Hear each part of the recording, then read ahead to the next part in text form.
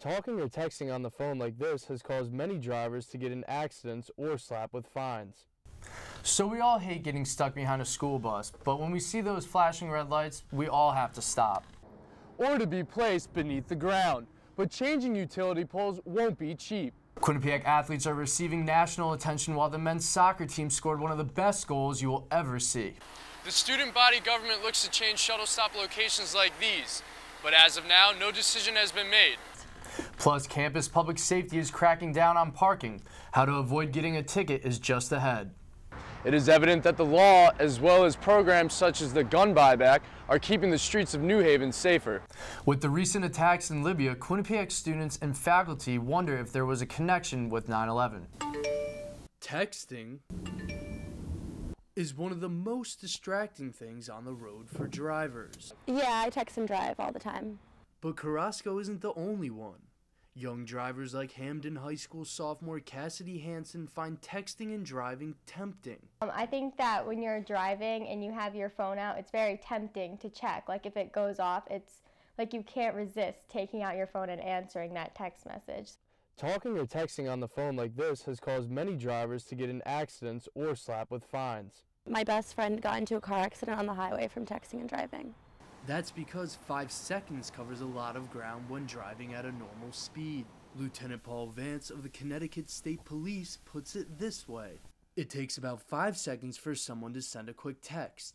If you're driving 55 miles per hour, in 5 seconds you can travel the length of a football field. People are unaware of just how many drivers are doing this. The Center for Disease and Control says 25% of drivers in the United States regularly talk or text on their cell phones while driving. Most of the time I'm just driving, and if a car in front of me is going slow and I see the message pop up, I just feel compelled to respond back. Many states, like Connecticut, have laws that ban cell phone use while driving. Connecticut's law only allows drivers over the age of 18 to use hands-free accessories, but allows any driver to use cell phones during an emergency. But the law doesn't stop drivers like Carrasco from using their phones. And I know it's against the law, but I don't realize I'm doing it, and it just happens. But Connecticut hopes drivers respond to the law as quick as a text. Spencer Cassidy, QNN.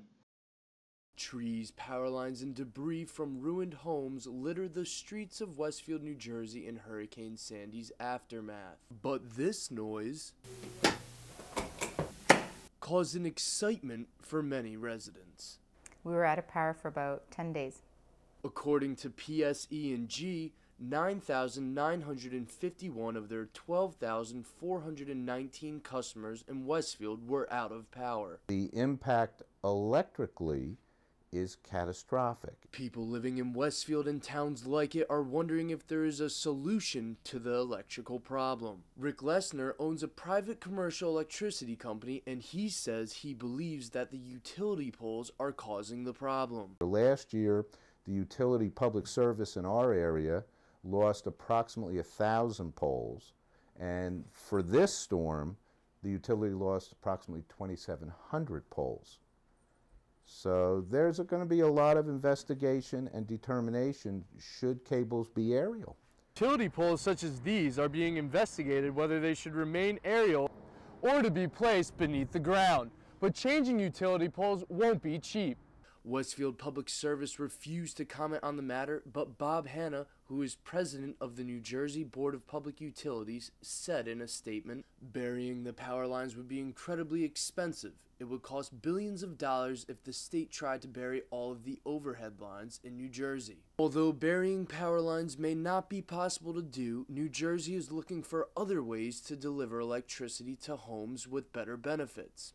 And one method is creating a smart grid. A smart grid is the updated version of the electrical grid that was built in the 1890s. The power grid is fairly antiquated, and it's very, very large. In a study, the Electrical Power Research Institute says building a smart grid could cost New Jersey $436 billion over the next 20 years. But it will deliver about $2 trillion in benefits.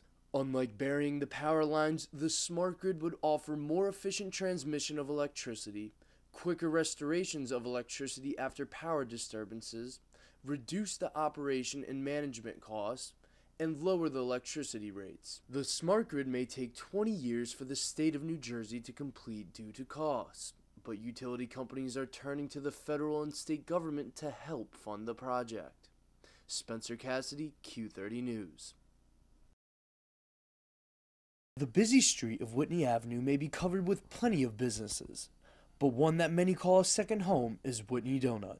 Whitney Donut has been around for 31 years and has become a landmark of Hamden eateries. Although the food keeps customers coming back, there is something special about Whitney Donut that keeps one close-knit group of friends coming every day. You meet all your friends here, and it's very nice. The people are pleasant, the kids are pleasant, they work here. Jack Calloy and his group of friends have been coming to Whitney Donut for years and have dubbed themselves as the Dinosaur Club. Dinosaur Club come here. We have a dinosaur club that meets here twice a day. President of the Dinosaur Club, Dean Orser, and the Clan of 15 feel like Whitney Donut is like their own little bar. It's almost like our bar, you know. We come here and have coffee. None of the Dinosaur Club members would attest this. We meet here and we talk and we giggle and we laugh, and it's a lot of fun. And all your friends are here. Whether it's the familiar setting with a homey vibe, Whitney Donut has an atmosphere that lures not only the Dinosaur Club, but anyone who steps foot inside. This is like Cheers. Everybody knows everybody's name, and we have a good time. And Jack isn't kidding when he says everyone knows everyone's name. We have a lot of regular customers. Like right now I could name everybody sitting at the counter. Similar faces appear here every day, just like the Dinosaur Club. But let's not forget Whitney Donut is home to many delicious treats. My favorite thing on the menu is the yogurt parfaits. They're outstanding. To some, Whitney Donut is a place to grab a bite to eat. But to many, such as the Dinosaur Club, it's a place of good food, memories, and unbreakable bonds. Reporting for Q30 News, I'm Spencer Cassidy.